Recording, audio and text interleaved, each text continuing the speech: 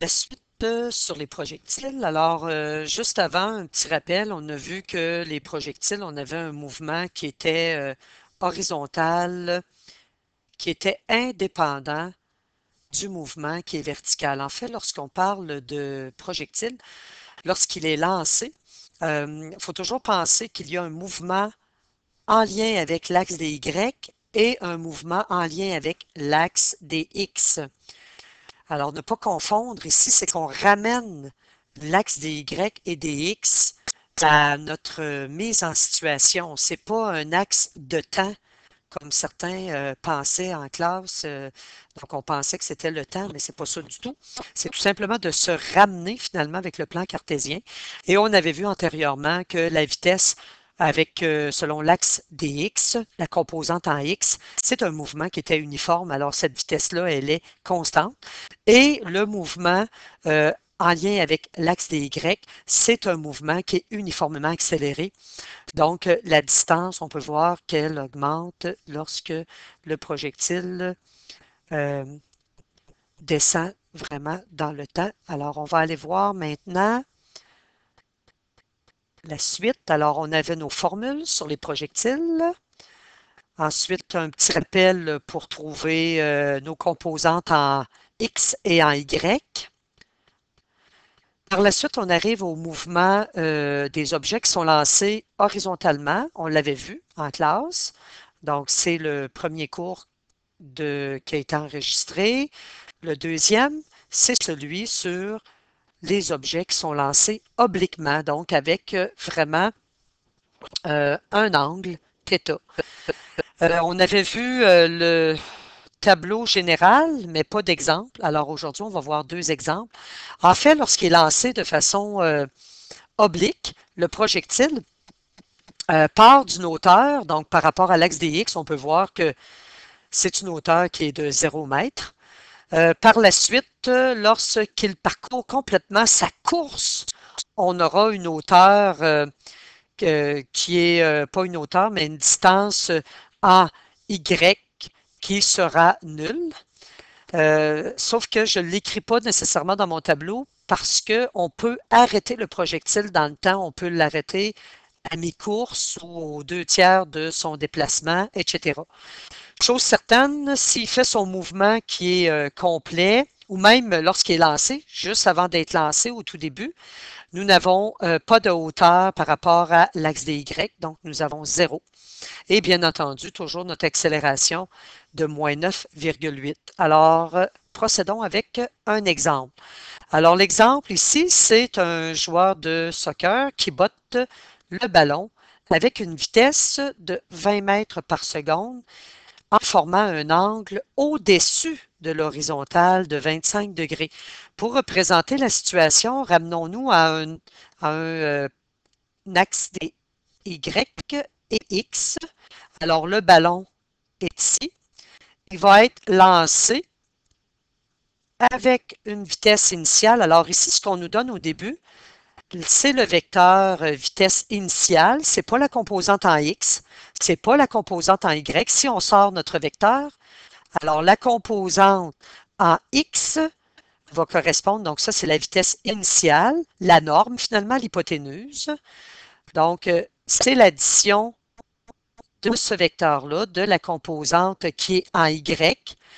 Donc, pardon, j'ai inversé, on va effacer, donc c'est un mouvement oblique. Alors, nous avons, je recommence, notre vecteur vitesse initiale. Alors, il est l'addition, il correspond à l'addition du vecteur initial en X additionné au vecteur initial en Y. Donc, la vitesse de départ va vers le haut. Donc, vitesse initiale en Y. On peut, avec le sinus et le cosinus, trouver nos composantes de départ. Alors, avant d'essayer de trouver avec une formule ce qu'on nous demande comme question, comme en A, on veut connaître le temps que le ballon va prendre pour atteindre sa hauteur maximum, écrivons tout ce que nous pouvons écrire dans le tableau de résultats. Alors, dans le tableau de résultats, nous pouvons avoir un TI, donc à un temps initial de 0 secondes. Nous ne connaissons pas le temps final. Ensuite, nous avons une position par rapport à x initial qui est égale à 0 mètre. Donc, on voit tout le temps ça sur, finalement, notre plan cartésien. Donc, on peut voir qu'en x, on n'a aucune valeur, donc c'est 0 finalement. Ensuite, nous avons la position en y, pas en y, mais en x final, qu'on ne connaît pas. Si on se ramène à notre graphique, cette position-là correspond à ceci, ou même peut correspondre à une valeur plus petite. Ça dépend à quel endroit on arrête le projectile dans le temps. Ensuite, qu'est-ce qu'on connaît comme autre information? Bien entendu, notre accélération par rapport à y, qui est toujours moins 9,8 mètres par seconde carrée, et l'accélération par rapport à x, qui correspond à 0 mètres par seconde carrée. Nous avons par la suite la position initiale en y. Si on se ramène encore une fois dans notre plan cartésien, nous allons observer qu'il n'y a rien en y au point de départ du projectile. Donc, le ballon a un coup et va faire une course de cette manière. Alors, en y initial, nous n'avons aucune distance. Le y final, bon, le y final, si on prend la course totale du projectile, c'est-à-dire du point de départ jusqu'ici au point d'arrivée, alors le y final correspondrait à 0. Par contre, je ne le mets pas à 0 mètres parce que on peut arrêter, comme je disais tantôt, dans le temps, notre projectile. Alors, à ce moment-là, il va avoir un y final. Ce qu'on peut aller calculer maintenant, ce sont nos vitesses initiales en x et la vitesse qui va correspondre, qui va être la même, qui va être finale en x, parce qu'en x, notre mouvement est uniforme. Et nous allons être en mesure aussi de calculer la vitesse initiale en y avec les cosinus-sinus. La vitesse finale en y, on peut peut-être nous la demander un petit peu plus tard, mais c'est encore là, si on considère, on va venir l'écrire tantôt avec la situation en A. Avant de répondre à la lettre A, alors je vais calculer tout ce dont je suis capable de calculer et par la suite, je vais aller lire la question en A. Donc ici, nous avions une vitesse de 20 mètres par seconde. C'était notre vitesse initiale. Alors, il ne faut pas aller porter cette valeur-là ici parce que c'est le vecteur vitesse initiale. Nous, on veut la composante en x. On veut les composantes en x et en y. Alors, ce que nous voulons pour la composante en x, alors on sait que c'est l'addition de ces deux vecteurs qui nous donne le VI. Alors ici, j'ai ma vitesse initiale en y. Ici, ma vitesse initiale en x. Alors, pour la calculer, vitesse initiale en x et vitesse initiale en y, il suffit tout simplement, c'est les composantes en x et en y qu'il faut aller chercher. Nous allons prendre la vitesse initiale, donc la norme qu'on nous a donnée dans les deux cas, multiplier donc en x, c'est le cos qu'on va utiliser. Donc, c'est comme si j'ai mon angle ici, finalement. Je fais de la trigonométrie. Alors, si je veux la composante ici en x, alors c'est le côté qui est adjacent divisé par l'hypoténuse. Alors, ça correspond au cos. Et lorsqu'on veut, donc au cos de l'angle, qui est 25 degrés, donc ici, je vais écrire θ, on va substituer après. La composante en y, c'est le côté qui est opposé à l'angle. Et côté opposé sur hypoténuse, c'est un sinus. Alors, c'est déjà isolé pour connaître la composante, bien entendu. Nous substituons, alors si nous voulons trouver la composante initiale en x, nous substituons 20 mètres par seconde fois le cosinus de 25 degrés. ce qui va nous donner en X une composante qui va correspondre à 18,1 mètres par seconde. Une fois calculé, on peut aller reporter cette valeur dans le tableau et on sait qu'en X, c'est un mouvement qui est uniforme. Alors, nous avons la même valeur pour la vitesse finale en X. Pour la composante en Y, alors 20 fois le sinus de notre angle de 25 degrés, qui va nous donner une composante initiale en Y qui va correspondre à 8,45 mètres par seconde. On peut aller reporter cette valeur. C'est un mouvement qui est rectiligne uniformément accéléré lorsque on regarde le mouvement en Y. Alors, c'est normal d'avoir une valeur qui est différente aussi, là, parce que dépendamment de l'angle que nous avons, donc ça va faire varier la vitesse en X et en Y initiale. Bon, là maintenant, on peut répondre à A. Donc en A, si on remonte un petit peu aux questions, en A, on nous demande combien de temps le ballon prend-il pour atteindre sa hauteur maximale. Donc, le tableau ici que je vais avoir, c'est pour répondre à A. Je vais le compléter. Alors, pour atteindre, donc c'est le temps, en fait, que met le projectile pour atteindre sa hauteur maximale, et sa hauteur maximale, elle est ici. Et juste avant de descendre, sa vitesse finale, finalement, qui est donc dans la course ici, sa vitesse finale qui est en Y va être égale à 0 mètres par seconde. Rappelons-nous, il faut toujours penser, lorsqu'on voit les projectiles, à un mouvement, il faut les voir dans notre tête séparés. Le mouvement qui est à la verticale et le mouvement qui est à l'horizontale. On sait lorsqu'on lance un objet, par exemple, vers le haut et qui atteint sa hauteur maximale, on sait que momentanément, il arrête. Donc, la vitesse finale, avant de recommencer à descendre, elle est nulle. Et là, on s'intéresse justement à la hauteur maximale atteinte. Donc, la vitesse finale en Y va être nulle. On va aller reporter cette information-là dans notre tableau. La vitesse finale en Y va être nulle. Donc, ce que nous voulons en A, c'est un delta T. Alors, nous allons regarder les différentes formules. Donc, c'est le delta T que nous voulons trouver. Donc, les formules qui contiennent ces variables et qui vont nous permettre de calculer un delta T. Alors, sur le document que je vous ai remis, alors on peut avoir, par exemple, la deuxième formule qui va nous permettre d'aller directement isoler le temps. Donc, c'est la dernière formule. Un instant.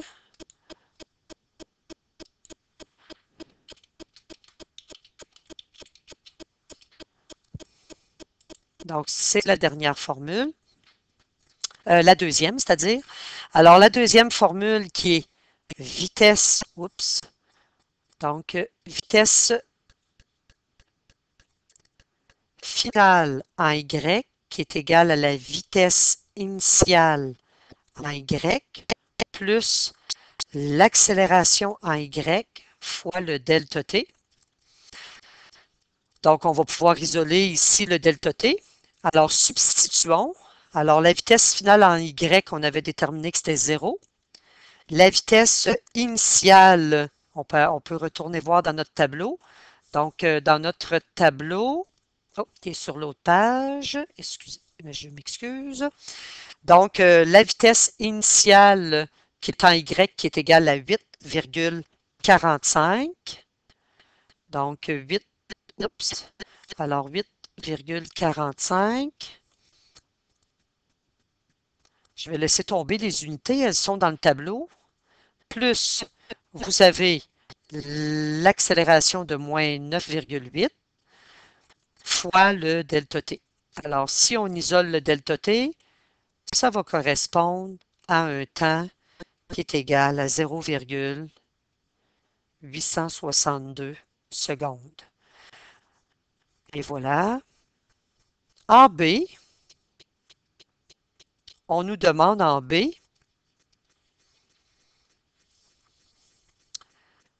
de calculer le temps de vol du ballon. Alors, le temps de vol du ballon, nous avons calculé le 0,86 secondes, le 0,862. Donc, c'est le temps que met le ballon à faire la moitié du trajet, en fait. Alors, si on veut avoir le temps total où il est en mouvement, donc lorsque il vole, c'est tout simplement de faire notre temps que nous avons calculé fois 2 parce que c'est symétrique, étant donné que le ballon part de la même hauteur et arrive à la même hauteur. Finalement, c'est la même hauteur de départ et d'arrivée.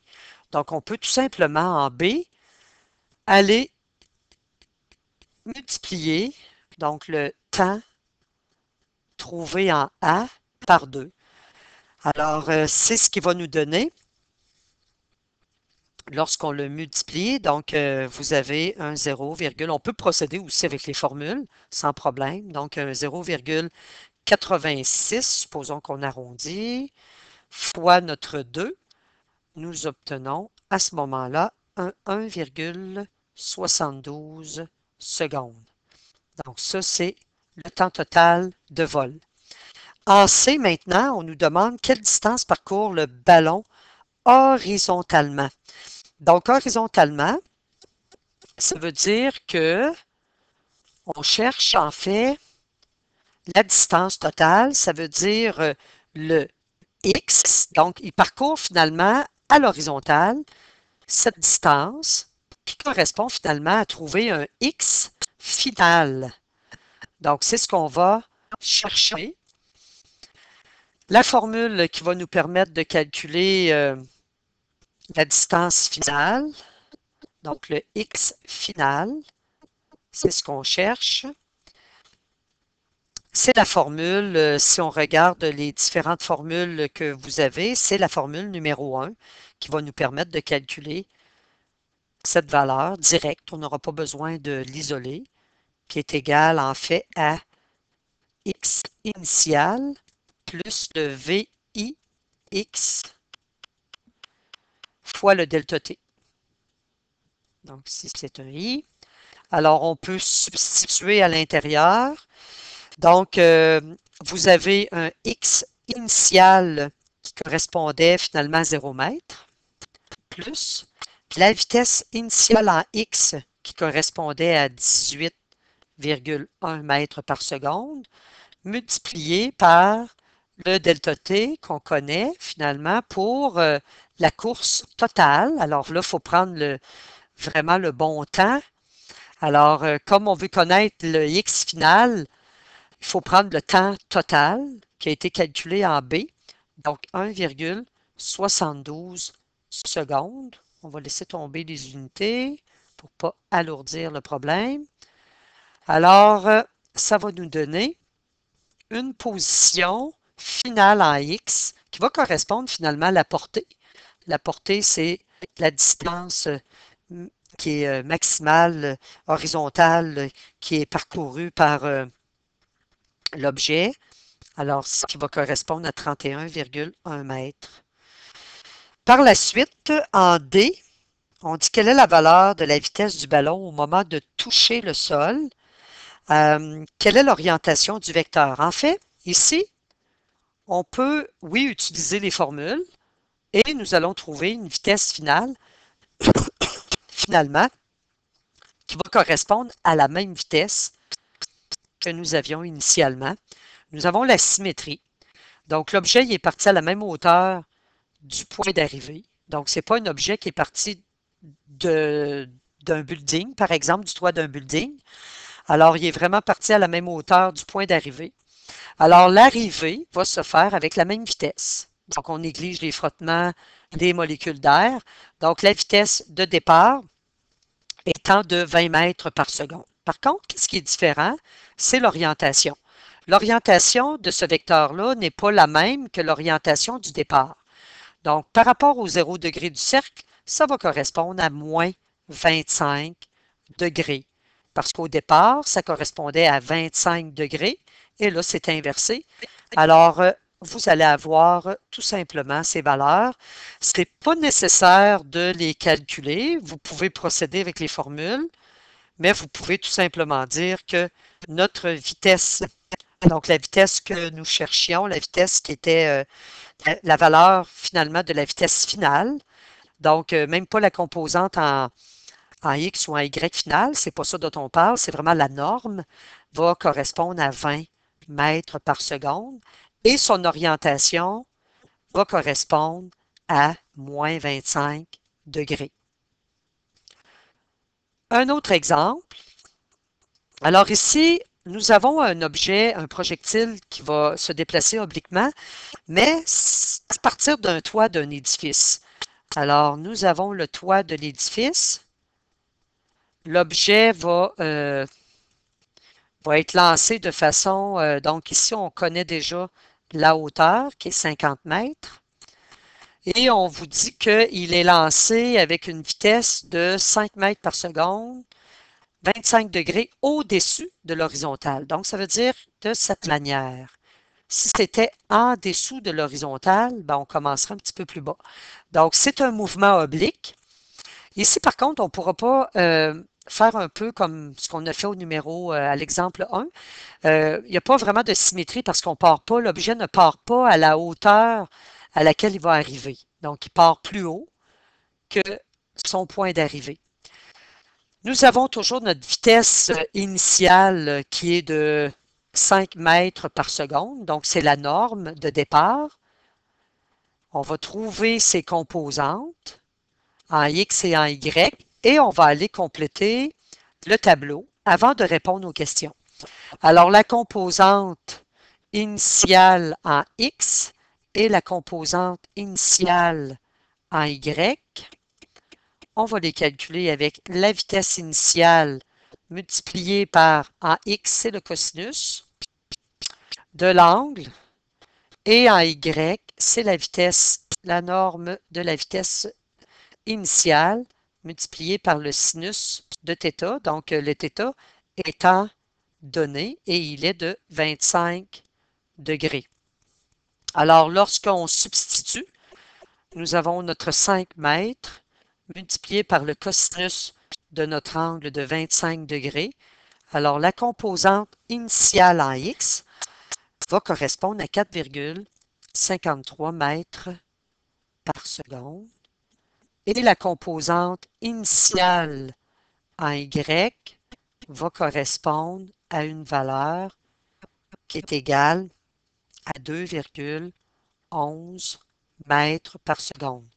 Alors, ça nous permet d'aller compléter le tableau. C'est un mouvement ici, donc si on prend le temps initial de 0 secondes, le temps final qu'on ne connaît pas. Ensuite, ce qu'on a comme information, la position initiale en X. On s'est ramené dans le plan cartésien. Alors, on voit ici que la position en X, on va faire notre axe des Y, notre axe des X. Alors, la position initiale en X, en fait, on ne se déplace pas sur l'axe des X, donc elle est de 0 mètres. La position finale en X, on ne la connaît pas vraiment. On va peut-être nous la demander. La position initiale par rapport à Y, nous sommes sur le building. Nous sommes à une hauteur de 50 mètres. La position finale par rapport à Y, si on considère tout le mouvement, ça va correspondre à 0 mètres, mais on va attendre avant de l'écrire. La vitesse initiale en X, nous l'avons calculée avec la formule et ça nous a donné 4,53 mètres par seconde. C'est un mouvement uniforme, donc la vitesse finale en X, c'est la même valeur, donc 4,53 mètres par seconde. Par la suite, nous avons les vitesses initiales en Y qui a été calculée avec le sin, qui nous donnait 2,11 mètres par seconde. C'est un mouvement uniformément accéléré. Donc, on ne connaît pas la vitesse finale en Y. L'accélération en X, c'est toujours 0 mètres par seconde carrée. Et l'accélération en Y, c'est toujours moins 9,8 mètres par seconde carrée. Alors, on peut répondre à la question A, notre tableau étant assez garni. Donc, en A, on dit combien de temps la balle prendra-t-elle pour toucher le sol? Alors, on peut compléter. Pour toucher le sol, ça veut dire que la balle va arriver ici. Donc, en Y, par rapport à l'axe des Y, il n'y aura plus de hauteur. Donc, ça va donner 0. Par contre, on va avoir un déplacement en X. Alors, ici, en Y final, il n'y aura plus de hauteur. Et on veut savoir le temps que ça prend pour toucher le sol. Alors ici, dans les formules qui se présentent, en fait, on peut peut-être compléter. Pour toucher le sol, en fait, on va avoir donc la formule qui est, si vous regardez finalement dans votre... Bon, en fait, il y a deux façons. On peut utiliser la formule qui est la quatrième sur votre document, mais vous allez devoir utiliser le moins B plus ou moins radical B2 moins 4AC sur 2A. On peut l'utiliser.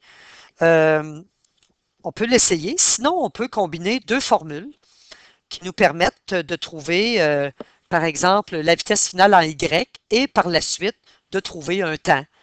Donc, on peut procéder comme ça. Donc, je vais y aller quand même avec la formule numéro 4 dans le document, donc qui est le YF. Bien entendu, il faut avoir une formule qui possède le temps, qui est égale à YI plus la vitesse initiale en Y multiplié par le temps plus une demi l'accélération en Y multiplié par le temps au carré. Alors, si on substitue, nous allons avoir 0. La position finale en Y, elle est de 0. La position initiale en Y, elle est de 50. La vitesse initiale, nous l'avons calculée, est de 2,11. Je vais laisser tomber les unités pour ne pas alourdir. Nous avons par la suite le 1 demi multiplié par le moins 9,8 multiplié par delta t au carré. Alors, si on veut remettre ça sur la forme qu'on a apprise en mathématiques, la forme AX2 plus BX plus C, dans le but d'utiliser moins B plus ou moins radical B2 moins 4AC sur 2A. Donc, toujours dans le but de trouver finalement notre temps, là, notre delta T. Alors, on va transformer cette équation-là sous cette forme. Alors, sous cette forme, ça devient tout simplement 0 égale. Nous avons le moins 4,9. Donc, mon terme en x2, finalement, en delta T2, qui est ici, là, le 1 demi fois moins 9,8. Ensuite, nous avons notre plus 2,11 delta T plus le 50. Alors, finalement, si on se ramène à la façon de calculer, ça ici, le 50, c'est notre C. Le 2,11, c'est notre B. Et le moins 4,9, c'est notre A. Si nous substituons dans la formule, nous aurons 0, pardon. Donc, nous aurons delta T égale le moins B, donc ça veut dire le moins 2,11, plus ou moins radical, donc le B2 qui est encore notre 2,11 au carré, moins le 4 fois le A qui vaut moins 4,9 et le C qui vaut 50. Le tout divisé par 2 fois notre A qui est moins 4,9. Alors, lorsque vous aurez calculé le delta T, en fait, nous allons obtenir deux réponses. Une qui est négative, on va la rejeter parce que le temps n'est pas vectoriel, il est scalaire. Nous allons garder le 3,42 secondes. Et voilà. Donc, pour A, on nous demandait de calculer en A le temps que prend la balle pour toucher le sol. En B maintenant, on dit quelle est la valeur de la vitesse de la balle au moment de toucher le sol? Quelle est l'orientation du vecteur vitesse à ce moment-là? Alors, juste avant de toucher le sol, vous avez en fait ce qu'on a de besoin finalement. La balle arrive avec un vecteur vitesse finale et ce vecteur-là se décompose de la façon suivante. Un vecteur qui est vitesse finale en Y, donc une vitesse qui va être assez élevée parce que c'est un mouvement qui est uniformément, c'est comme la chute libre finalement, uniformément accéléré. Et nous avons par la suite la vitesse finale qui est en X. Alors, pour calculer la vitesse finale, donc la norme, on va procéder en fait, dans un premier temps, on va faire, parce que si on regarde notre tableau, il nous manque dans notre tableau, oups, il est ici. Alors, il nous manque dans notre tableau la vitesse finale en Y. Alors, on va la calculer. Si on regarde les différentes formules, la vitesse finale en Y, on peut utiliser la formule numéro 2 qui est dans votre document. Alors, la vitesse finale en Y, nous allons utiliser la formule suivante et c'est ce qui va nous donner directement la valeur. On n'a pas besoin d'isoler. Nous avons notre temps, nous avons tout ce qu'il faut. Alors, la vitesse finale en Y va être égale à la vitesse initiale en Y. Alors, on avait calculé 2,11 plus l'accélération qui est moins 9,8 fois le temps qui avait été calculé qui était de 3,42 secondes. Ça va être tout à fait normal de trouver une vitesse finale en Y parce qu'on s'en va à l'envers de l'axe des Y qui va être négative finalement. Donc, on va retrouver, pardon, on va retrouver une vitesse finale en Y qui va correspondre à la valeur de moins 31,4. Donc, moins 31,4 mètres par seconde. C'est la vitesse finale en Y qu'on peut aller reporter dans notre tableau finalement. Donc, la vitesse finale en Y, donc de moins. Donc, on va la reporter ici. Donc, en Y, nous avons notre moins 31,4 mètres par seconde. Alors, on a suffisamment de variables. On a notre vitesse finale en X et la vitesse finale en Y pour calculer la norme de notre vecteur vitesse finale. Alors ici, c'est ce vecteur-là que nous voulons trouver. Nous avons trouvé ici la vitesse finale en Y qui est moins 30,4 et ici la vitesse finale finalement en X qui était de 4,53 mètres par seconde. Donc, on peut tout simplement faire Pythagore. Alors, la vitesse finale, donc qui est notre hypoténuse, au carré, va être égale à la vitesse finale en X au carré plus la vitesse finale en Y au carré. Il suffit tout simplement de substituer.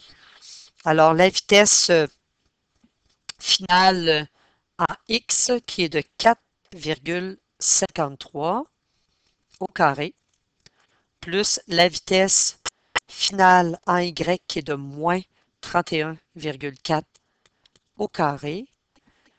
Donc, si on veut la vitesse finale, donc la norme de la vitesse finale, on obtient 31,4. 81,7 mètres par seconde.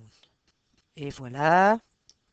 Pour ce qui est de l'orientation maintenant, alors si on ramène notre triangle, alors nous avons une vitesse finale qui est finalement égale, je vais la placer ici. Donc notre vitesse finale qui est égale à 31,7. Donc c'est la norme. Par la suite, nous avons la vitesse finale en x qui était égale, donc la vitesse finale en x qui était égale à 4,53.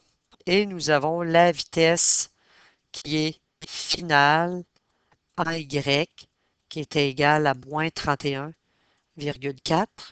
Alors, il suffit tout simplement de trouver l'angle ici pour pouvoir mesurer l'orientation. On nous demandait l'orientation. Alors, c'est le θ ici que nous cherchons. Alors, il y a plusieurs possibilités. Vous avez les trois mesures des côtés des triangles. Alors, ça va relativement bien pour calculer l'orientation, en fait.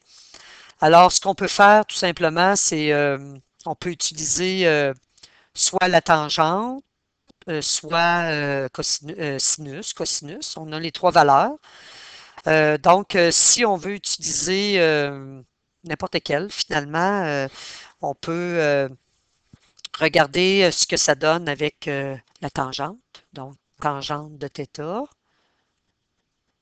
qui va être égale, donc le θ il est ici. Alors, la tangente, c'est l'opposé, qui est moins 31,4 degrés sur l'hypoténuse, pas l'hypoténuse, mais l'adjacent, donc de 4,53 degrés. Alors, si on calcule notre 31,4 divisé par notre 4,53 et qu'on fait tangente à la moins